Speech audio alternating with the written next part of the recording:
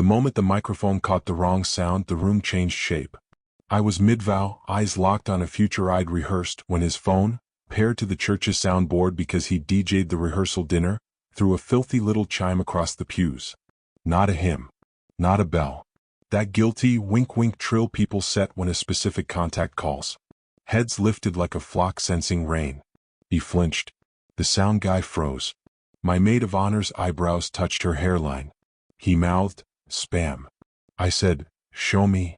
And that was the first honest sentence I'd spoken all day. He held his phone like a newborn. Fingers fanned. A careful no. The kind of no that means yes to everything I'd never imagined. The officiant whispered something pastoral about patience, but patience tastes like chalk when there's blood in your mouth. I walked off the dais and down the aisle without breaking eye contact. He followed, still performing calm, that borrowed calm cowards wear like a Sunday suit. In the foyer, I went straight for the soundboard. The volunteer sound tech trembled and apologized, and I told him he'd done nothing wrong.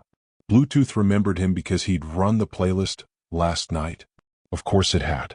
"Unlock it," I said. "Now."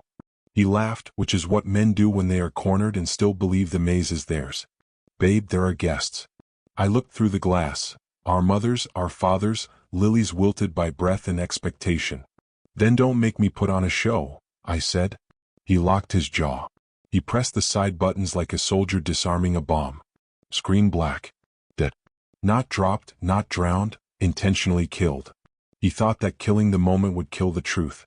But men like Norman are loyal to their own laziness. There is always a second door, an iPad and a suit jacket he forgot to leave on a chair, a synced cloud he never bothered to understand. I reached into his inner pocket. He grabbed my wrist. I held his eyes until his grip forgot what it was doing. The iPad was warm, like it had been comforting itself in the dark. I swiped. The universe obliged. Badge after badge bloomed at the top. Messages, mail, calendar. And then a name like a lit wick, Vanessa. You don't run from fire, you walk with careful feet and a wet cloth over your mouth. I stepped into the segueo where the flowers couldn't hear us. I tapped a recent call with the insistence of an earthquake. Put it on speaker. He hissed, "Are you crazy?" I said, "Apparently I'm late to the party," and it rang. One beat. Two. A voice answered like it had slept in his hoodie. "Hey, what's up?" I didn't introduce myself. I introduced the problem. "Why are you calling my fiancée during our wedding?" There was the kind of silence you can taste, metallic, shocked, bracing. Then she said a sentence that rearranged the furniture in my head. "He told me you two broke up. He's moving into my place next week to help with our son, and because I'm pregnant again." Sound has mass. It landed on my ribs like sandbags. Norman's mouth became a thin weather front. He reached for the iPad. I slid away. "How old?" I asked. Vanessa didn't make me beg. 4. In the glass doors, I saw my reflection mouthing the number like a prayer in reverse. For years I'd been with a man who learned to measure me while measuring another life in secret. For candles blown out that I was never invited to light. For, and one more heartbeat on its way. He tried to shovel words into the hole. "It's complicated." Complicated is what liars say when they need time to build a stage set. I asked if Vanessa could hold while I checked something. She said yes, and in that yes I heard a woman leaning away from the cliff she'd thought was a road. I opened mail. Search bar. His name. A subject line stared back like a smirk. "Keep the plan tight." Inside, a thread with a buddy celebrating a strategy ugly enough to make your teeth itch. "We do the ceremony, keep her family off my back, let it breathe, then I file." Clean. They tossed around the phrase "no drama" like confetti. The dates aligned too neatly to be fate. The baby shower emails with my aunt. The Airbnb he'd booked for a guy's retreat 2 towns over, Vanessa's town. On the weekend he said he'd be helping his dad. I didn't faint. Fainting's for people who want to be caught. I steadied my voice and invited Vanessa to meet me after. Not alone, not in secret, but in light. She said okay. I told the sound tech to disconnect anything with a heartbeat from the board. He did it with the reverence of a man unplugging a bomb. I walked back toward the aisle like it was a runway and I had fire in both hands. People can smell crisis. It smells like hot wires and glossed lips drying. I took the microphone and said, "I'm calling it." Someone, maybe my father, started to protest, but I lifted a hand. We won't be proceeding. Thank you for loving me loud enough to make this not a funeral. I didn't cry. I ran logistics. I told the caterer to plate what could be donated. I told the venue manager that the deposit was the cost of a lesson learned in public. Norman whispered my name, soft like a lullaby for a child he never had with me. I turned off my mic and finally allowed us to be small. Do you have a 4-year-old? I asked. He said nothing, which is another way of saying yes. And is she pregnant? His throat bobbed. It was exactly like this, I said, and walked past his parents, who were rehearsing a look of concern.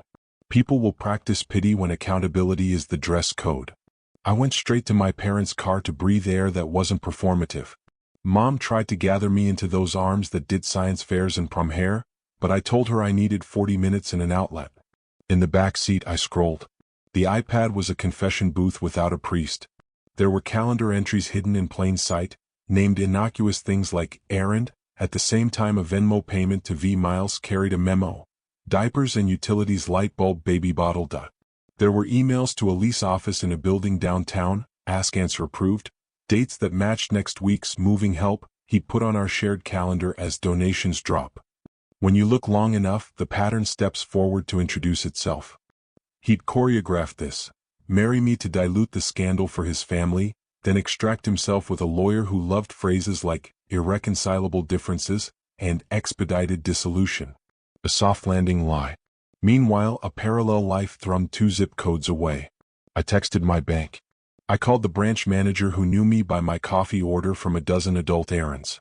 She didn't ask questions. She told me what documents I'd need in the morning and how to freeze the joint account without fireworks. I DM'd a lawyer friend. No, not a friend so much as a woman I met at a networking event who slipped me her card with eyes that said, "You'll need this someday." I sent her photos of the iPad screen like dispatches from a front line. She replied in under 2 minutes, "Breathe.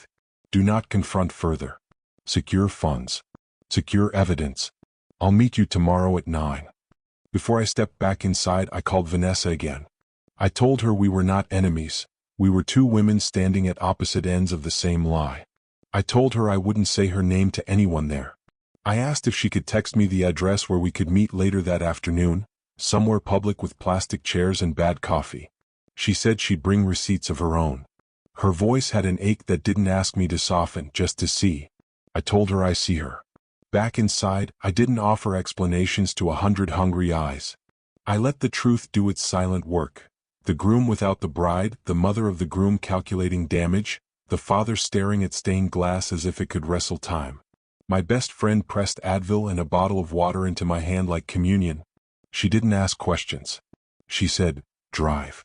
In my apartment, the quiet sounded like clear weather after weeks of storms you didn't notice were storms. I packed a bag methodically, chargers, passport, a sweater that makes me feel like a lighthouse. I placed the iPad on the kitchen counter and photographed everything twice, once on my phone, once on a spare. I backed it up to a drive labeled with the name I used to doodle with hearts. The irony made me grin in a way that scared me a little. If you're reading this for drama, you'll be disappointed. Real endings don't explode, they exhale. I texted the venue with a thank you and a boundary. I texted Norman one line, "Return the key by 6. He sent a paragraph full of soft petals around a knife. I didn't read it. I put my phone face down. Sometimes power is not a shout, it's the refusal to turn a device over. If you want the receipts, comment proofs. I'm not here to convince you, I'm here to remember myself out loud. Love doesn't die on an altar. The person standing in the shed skin thinks they've been robbed. The person stepping into daylight knows different. I met Vanessa at a fast food place that smelled like fryer oil in high school. Neutral terrain. Plastic booths that don't pretend to comfort. She arrived in a hoodie that used to be someone else's and slides that said she'd left home quick. His son, stayed with her sister. She set a folder on the table like an offering, then kept a hand on it the way surfers keep a hand on the board even when the wave's gone. We did not hug. We did not hiss. We took turns reading our names out loud to each other in the shape of evidence. She had screenshots going back 2 years. Midnight texts that always ended the same way, calendar invites labeled work check-in, that were actually Thursdays a town over, grocery lists with baby shampoo and chicken thighs and a joke emoji he reused with me when he wanted to seem domestic. There were photos of a living room I'd never seen, a couch I'd heard him complain about, her ugly gray thing, except here was his hoodie on its arm like a flag planted on a hill. I showed her what the iPad had shown me, email threads with a friend coaching him through the optics of a quick divorce. Do it after the honeymoon, looks mutual, less heat. A PDF of a draft separation agreement saved to files, notes app bullet points titled Talking Points with lines like, I never meant to hurt you, and, we grew apart, like grief is a script and not a living animal with teeth. We cross-checked dates until the picture stopped stuttering. There was no moonlight tryst grandeur here, just admin. Reminders, receipts, routines, a double life kept aloft with calendar discipline and cowardice. She didn't cry and I didn't either. The tears had gotten the memo. Today was for math. She described the first time she believed him, how he showed up after a pediatric fever night and changed the sheets while she showered, sautéed eggs badly, then kissed a forehead that wasn't hers. He said you were over, that the wedding was just politics, she said, and the words snapped in the air like a rubber band. Politics, families, appearances, a ceremony as a performance so their parents wouldn't have to invent an illness to cover an empty Saturday. Do you love him? I asked before I could stop the intrusive thought. She turned the straw in her soda like she was tuning an instrument that no longer played. I loved the version that slept, she said. The one who remembered to buy the blue toothpaste for our kid because the green one was too spicy. But there was always a second version, the one that stood in the doorway with his bag zipped already. The way she said it made me feel less alone inside my own house. We talked logistics like generals. I told her I was freezing the joint account and closing the credit card he'd used to fund errands that had line items like utility account in a building I'd never visited. She showed me Zelle notes that made my jaw clench. Rent share, crib, clothes, all sent at hours he told me he was at the gym sweating out wedding stress. We made a list, 2 columns. What to send my lawyer, what she'd document on her end. She had an OB appointment Monday. He was supposed to drive her. He won't, I said, a little mean. He'll try, she replied, which wasn't a defense, just a weather report. I left the meeting with a brown paper bag of fries I didn't eat and a quiet covenant. We weren't friends, maybe never would be, but we shared a defendant. When you share a defendant, you share a certain tired courage. Back home, I opened a new email to my lawyer and attached a zip named Housekeeping. Inside, screenshots, PDFs, a time-stamped log I had started in notes that morning titled, Norman, Timeline. I included the phrase pattern and intent, which felt like learning a new language where the verbs bite. She wrote back an hour later with a plan that read like a staircase. Step 1, secure funds. Step 2, remove access. Step 3, preserve evidence. Step 4, no direct confrontation, everything in writing. Step 5, propose mediation to control the blast radius and get enforceable terms. She also included a line I folded into my pocket. We aim for quiet power. Yes, exactly that. I slept for 4 hours, the first honest sleep I'd had in weeks, which is its own indictment. I woke up before the sun with the urge to clean. I scrubbed the sink until it was a polished full moon. I bagged his shirts with the tenderness of a museum archivist removing forged art. I put an index card on the stack, pick up by 6, and meant it.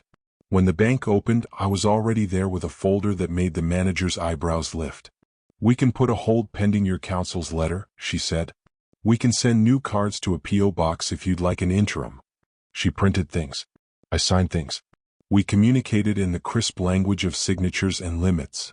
I left with the kind of calm that isn't joy but is its cousin. He texted while I was in the parking lot. Long, curving apologies that apologized for my feelings, for stress, for miscommunication, never for the architecture. I replied with a lawyer's sentence my lawyer had written. Please direct further communication to counsel. You are not to enter my residence without written permission. It felt like putting a steel beam in my mouth and liking the taste. By noon, the story had trickled in ways that only communities can leak, through cousins and group chats, through someone who swore they'd keep it to themselves until they reached their best friend who is also themselves. My phone sat face down while the city took its breath and the lilies at the venue wilted for a reason no one would write in the book. My mother texted me a photo of our kitchen table from 1999, the day I had won the spelling bee. Underneath, that same girl is still here. That text built me a rib cage. The mediation request went out that afternoon. His lawyer replied in an hour, which told me everything about the readiness of this play. Dates were proposed. A neutral office with stale mints and hopeful ficuses was booked for Friday.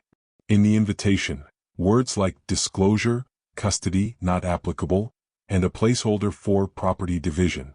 I sat with that placeholder. It was simple and it wasn't. There's always property, even if it's invisible. Time, trust, a version of yourself that hummed softly while folding other people's shirts. I braced for him to show up early to return the key, and he did, because cowards like to script their grand gestures when they think the director is watching. He held it between two fingers like it weighed more than it did. "Can we talk?" he asked. "We can listen," I said, and gestured to the sidewalk. He started with the origin story of every man who thinks context is absolution. Stress, obligation, a need to do right by everyone, which is a euphemism for doing right by no one. He admitted to the 4-year-old only when cornered by the fact of a pediatrician's bill in my folder. He said the word panic like it could clean blood. I let him talk until his sentences ate their own tails. When he reached for me, I stepped back. Distance is a language the body reads with no subtitles. "You built an emergency exit while I decorated a home," I said. "There is no more we. There is administrative work." He said my name again, and it sounded like he was trying to get a dog out of the road. I closed the door. It didn't slam. It clicked. Quiet power. At night, I sat on my couch, the one he'd mocked as too firm, and opened the iPad again to make sure I hadn't invented any of it. The proof is a kindness to your future self who will doubt her own weather report.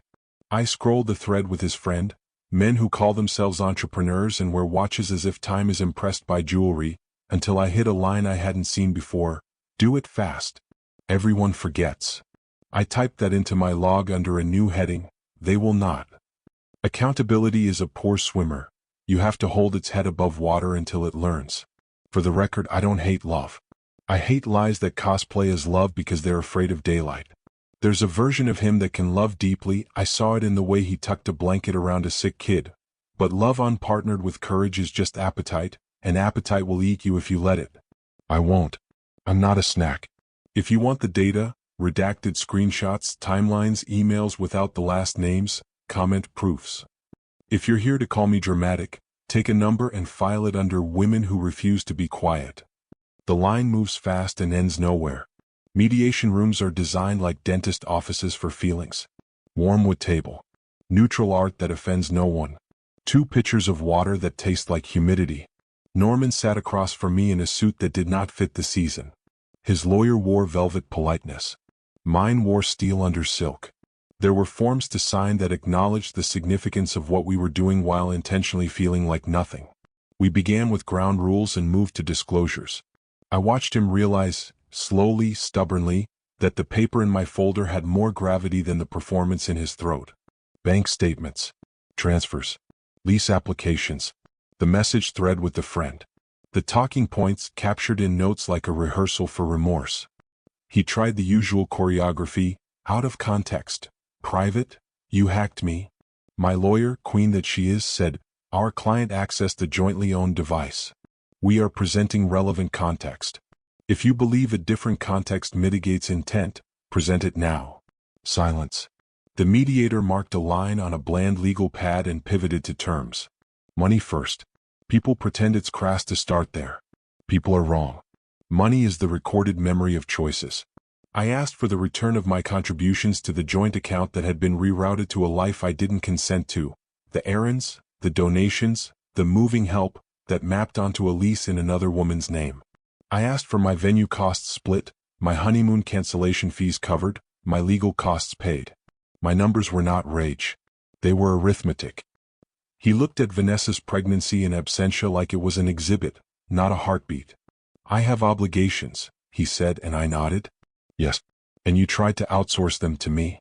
The mediator translated feelings into terms. Lawyers turned terms into sentences with teeth. We argued over commas. We paused for breaks where he pretended to text no one and I texted Vanessa updates that were just nouns. Disclosure. Offer. Counter. She responded with a single word that threaded our 2 days together: steady. In the second hour, I asked for one thing that wasn't money: closure with dignity. No whisper campaign. No version of the story that made me a villain to save his parents an awkward grocery run. A mutual statement, short, spare, bloodless, acknowledging a cancelled wedding and a private resolution. He balked, and my lawyer slid the email printouts an inch forward, the ones with, "Keep the plan tight." The mediator cleared his throat. A public fiction already caused harm. We settled on 2 sentences that read like air. It was enough. When it was done, he signed as if the pen were heavier than it was. My hand didn't shake. The mediator said the standard phrases about next steps, filing timelines, the clerk's office. We left in different elevators because that's how ghosts behave. They believe they're invisible if they avoid reflective surfaces. The next morning I moved. Not to a new city. Just to a new version of my apartment that did not include anyone who snored like a lawn mower. I bought a lamp shaped like a moon because cliché is allowed when you have earned it. I hung a cheap mirror by the door because I wanted to see myself coming home. I took the dress to a consignment shop that specializes in reimagining. The woman at the counter looked at me like a sister and said, "We'll make it art." I said, "It already is," and walked out lighter by 40 yards of fairy tale. Vanessa texted me a photo a week later, an ultrasound printout with a caption that didn't beg for attention, just wanted to be witnessed. "He started parenting. On time. No size," she wrote. "He's scared of his lawyer now, I think." I replied, "Fear is a flimsy force. Routine is better. Put it in writing. Always. We aren't friends, not like brunch. We're co-authors of a boundary that got notarized. As for romance, don't get sentimental about the stage. The altar is a prop. Character lives backstage where no one claps and everything squeaks. I didn't swear off love. I divorced the story where love is a prize you win by ignoring your own weather. I'm not a cautionary tale. I'm an instruction manual with fingerprints, and the first instruction reads, when a ringtone tells the truth, believe it the first time. People have asked what the moment of freedom felt like. Not fireworks. Not revenge. More like turning off a machine that's been humming so long you forgot your head could be quiet. I didn't forgive him, not because forgiveness is beneath me, but because forgiveness is a practice, and I am currently practicing rent, hydration, and sleep. I did forgive myself for believing a performance he sold me wholesale. That felt like a window opening in a house I thought was sealed. If you're here for the numbers, I recovered the deposits, half the venue, all the honeymoon fees, legal costs, and the joint account leak that had watered someone else's utilities. The settlement arrived like a weather report I had predicted correctly. If you want the breakdown, comment how much, and I'll anonymize the line items and share what tactics worked so you can keep your own emergency fund from becoming a community pool. If you want a checklist, practical, not poetic, say Anti-Norman Manual, and I'll post the steps. How to freeze accounts quietly, what to screenshot, how to write emails that don't bleed, how to insist on mediation terms that respect time as currency. I can't give you a new heart, but I can hand you a better map. Here's the only poetry I'll allow today. I married myself yesterday afternoon with a cup of grocery store champagne and a sticky note that read, yes. It was not dramatic. It was efficient. The ring stayed in a box because I'm not a symbol farm. I'm a person with hands that do dishes and hold pens steady. If he ever grows into a man who can carry the weight of his own name, it will not be because I broke first. It will be because the world stopped letting him rent other people's futures as storage space. I started this to tell you something messy and ended up telling you something clean. When the sound system betrays a man's secrets, believe the cables. They're honest. And when your own voice returns, keep it. Speak in sentences with verbs that buy groceries, with periods that pay rent. Quiet power. That's the whole lesson. The rest is me eating fries in a car while the sun forgives the day for not being a wedding. Comment proofs if you want the redacted screenshots. Comment how much if you want the dollar by dollar. Comment Anti-Norman Manual if you want the checklist that makes drama unprofitable. I'll post what helps. Then I'm going to water my plants and learn the names of the quiet things that stayed.